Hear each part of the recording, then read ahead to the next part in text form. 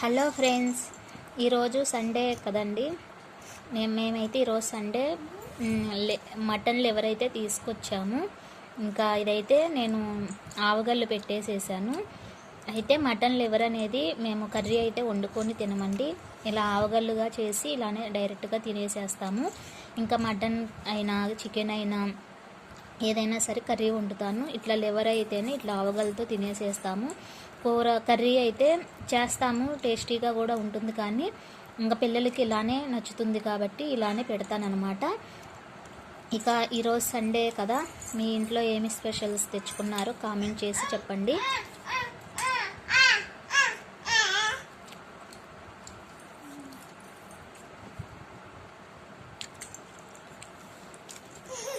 ఇదేనండి, ఇది కొంచెం